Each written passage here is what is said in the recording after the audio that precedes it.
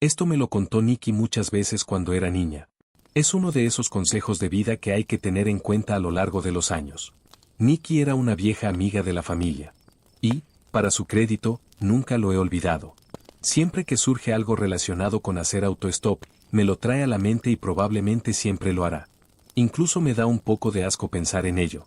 Nikki creció al mismo tiempo que mi padre, creo que esto fue a principios de 1980. Era una mujer joven de 20 años. Es una de esas almas de buen corazón que siempre está dispuesta a ayudar a los demás en momentos de necesidad, y no puedo imaginarla haciendo otra cosa cuando era más joven, así que la veo haciendo lo mismo.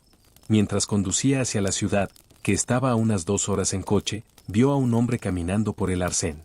Cuando se acercó, él se dio la vuelta y, como es típico de los autoestopistas, le mostró el brazo y el pulgar. Ella se detuvo y le preguntó si necesitaba ayuda.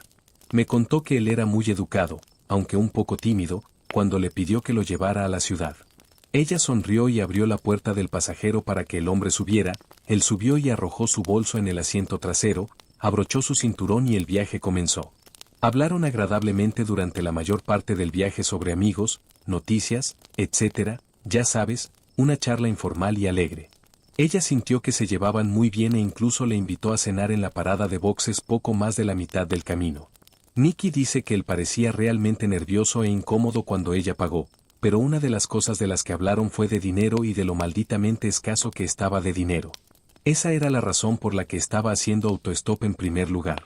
Tan pronto como llegaron a la ciudad, él le agradeció efusivamente por el viaje y la comida y le pidió que lo dejara en el centro de la ciudad. Antes de salir, le pidió el número de teléfono de Nikki para poder contactarla algún día y quizás ponerse al día. Emocionado ante la perspectiva de saber cómo le iba a su nueva amiga. Ella le anotó su número y se fue con una cálida sensación de haber hecho una buena acción. Nikki arruga la frente y una mirada extraña en sus ojos aparece cuando me cuenta la siguiente parte. Como una semana después recibió una llamada telefónica del mismo hombre que había recogido. No la dejó decir ni una palabra después de saludarla y le dijo que debería agradecer a Dios por haber sido criada tan bien, porque cuando se subió al auto por primera vez, estaba planeando insultarla y asesinarla una vez que llegaran a esa parada. Luego iba a robarle el auto y arrojar su cuerpo en una zanja más adelante en la carretera y luego seguir su camino como Mary. Pero después de que ella le habló tan amablemente e incluso lo invitó a cenar con una sonrisa en su rostro, no pudo obligarse a hacerlo. No creía que pudiera vivir consigo mismo después de hacerle eso a una mujer tan agradable. Las últimas palabras del hombre por teléfono fueron, por favor, Nikki, por favor, nunca más recojas a un autoestopista. Luego colgó el teléfono. Ella nunca volvió a recibir una llamada suya cuando intentó marcar el número que le dieron, un teléfono público. Y así aprendí algo importante de esta historia, voy a seguir el consejo de ese hombre y nunca más recogeré a un autoestopista. En una oscura y lluviosa noche de invierno en Edimburgo, Claire y su novio, James, se unieron a un pequeño grupo de turistas que recorrieron Mary King's Close, una red de calles subterráneas enterradas bajo la Royal Mile. La voz del guía resonó a través de los estrechos y claustrofóbicos pasajes, tejiendo historias de víctimas de la peste, almas perdidas y espíritus que persistían. Aunque Claire era escéptica con las historias de fantasmas, no podía librarse de la atmósfera opresiva de los antiguos muros que la rodeaban. El guía se detuvo frente a una habitación con poca luz. Esta, dijo, es la habitación de Annie. Se dice que una niña, abandonada durante la peste, la frecuenta. Los visitantes suelen dejar juguetes para calmar su espíritu inquieto. Señaló un rincón lleno de muñecas, ositos de peluche y baratijas. Mientras el grupo avanzaba, Claire se quedó un rato. Algo en el frío gélido de la habitación y el leve olor a humedad la atrajo. «¿Annie?», susurró, medio en broma. Un golpe seco resonó en el rincón más alejado de la habitación. Sobresaltada, se giró y no vio nada más que las paredes en sombras. Suponiendo que era James jugándole una broma, se apresuró a unirse al grupo. Pero James estaba con el guía. El recorrido continuó más adentro del recinto, pero la inquietud de Claire aumentó. Sintió un tirón persistente en su bufanda, como si los diminutos dedos de un niño estuvieran jugando con ella. Se giró 2 veces, esperando ver a alguien detrás de ella, pero el pasillo oscuro permaneció vacío. James se burló de ella, culpando a las historias espeluznantes de su nerviosismo. Al final del recorrido, el guía señaló una escalera empinada que conducía a una salida sin sellar. Esta escalera estuvo cerrada durante siglos, dijo. La construcción perturbó algo que era mejor dejar en paz. La gente informa susurros, risas y otras cosas. James, siempre escéptico, convenció a Claire de subir la escalera antes de irse, esperando una emoción. Los escalones eran irregulares y el aire se volvía más frío con cada ascenso. Cuando llegaron a un rellano, Claire se detuvo en seco. En lo alto había una figura envuelta en sombras, una mujer demacrada con ropas andrajosas del siglo XVII y una pálida máscara de rabia en su rostro.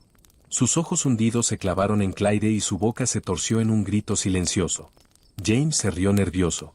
Una proyección o algo así, ¿no? Pero Claire no pudo responder. Tenía la garganta apretada y el pulso le retumbaba en los oídos. La mujer levantó una mano esquelética y señaló hacia la escalera. De repente, una cacofonía de susurros llenó el aire. Voces superpuestas que suplicaban, sollozaban y maldecían en escocés antiguo. El olor a descomposición llenó sus fosas nasales. Sin previo aviso, James fue tirado hacia atrás. Cayó con fuerza contra los escalones de piedra, jadeando. Claire intentó ayudarlo a levantarse, pero una fuerza invisible lo sujetó. Sus ojos se abrieron de par en par con terror cuando aparecieron en sus brazos arañazos que parecían garras y que rezumaban sangre. ¡Corre!, gritó, pero Claire estaba congelada. La figura fantasmal de la mujer se acercó, sus pies nunca tocaron el suelo. Se inclinó hacia Claire, su aliento era como la muerte helada. Entonces, tan repentinamente como comenzó, los susurros se detuvieron. La aparición se desvaneció, dejando a Claire y James en un silencio sofocante. Bajaron las escaleras a toda prisa, estallando en el aire de la noche, conmocionados y pálidos. Más tarde, en la seguridad de su hotel, Claire se quitó la bufanda para revelar un leve moretón alrededor de su cuello, una huella perfecta de pequeños dedos infantiles. Nunca volvieron a hablar de Mary King's Close, pero los lugareños dicen que no fueron los primeros en encontrarse con el espectro. Ni serán los últimos.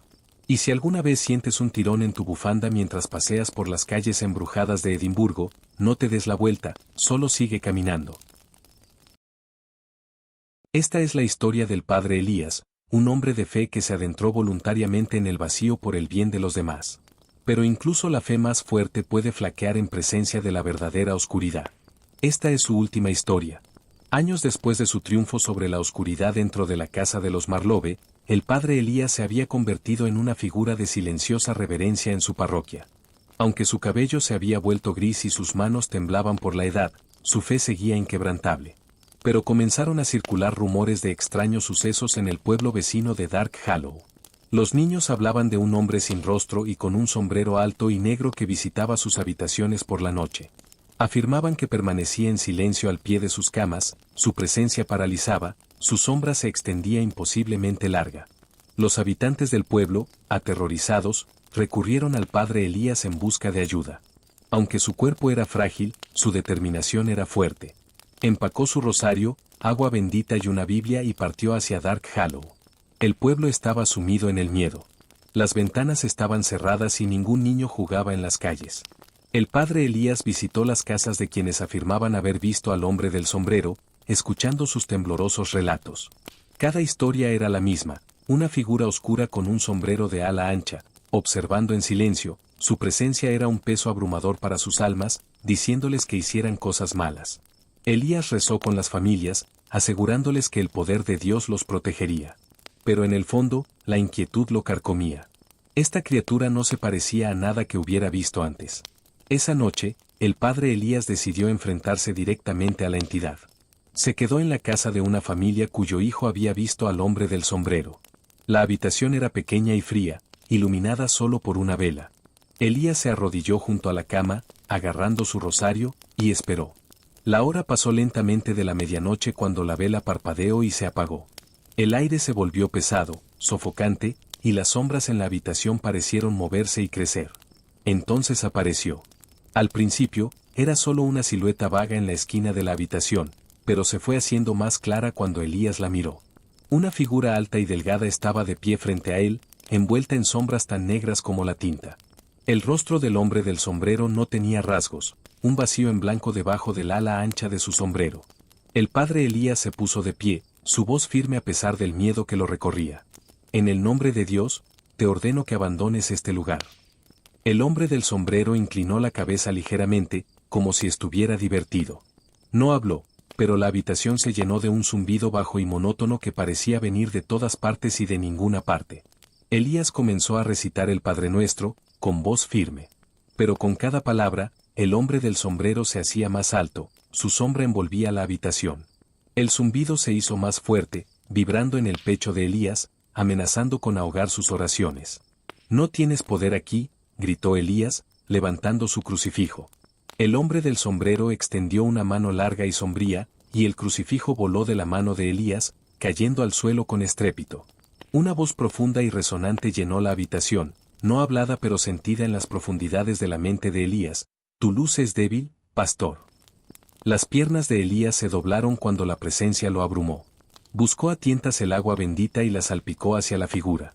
El hombre del sombrero retrocedió brevemente, su forma parpadeando como una llama moribunda, pero no desapareció. Las sombras se cerraron alrededor de Elías, y cayó de rodillas, jadeando en busca de aire. El hombre del sombrero se cernió sobre él, su rostro vacío a escasos centímetros de distancia. Elías agarró su rosario, susurrando una oración final. «No temo a ningún mal», susurró, con lágrimas corriendo por su rostro. «Porque tú estás conmigo». El hombre del sombrero extendió su mano una vez más, y Elías sintió una presión helada alrededor de su corazón. El mundo se desvaneció en la oscuridad, y lo último que vio fue el rostro vacío de la figura, mirándolo con una quietud antinatural. A la mañana siguiente, la familia encontró al padre Elías arrodillado en la habitación, su rosario apretado con fuerza en sus manos sin vida. El hombre del sombrero se había ido, y el aire opresivo que había plagado Dark Hollow se había disipado. Los habitantes del pueblo enterraron al padre Elías con honor, aclamándolo como un héroe que había dado su vida para protegerlos. Pero los niños sabían la verdad. Tarde en la noche, cuando las sombras se alargaron y el aire se calmó, algunos afirmaron ver una figura alta de pie al borde del cementerio, un sombrero de ala ancha proyectando una sombra sobre un rostro vacío.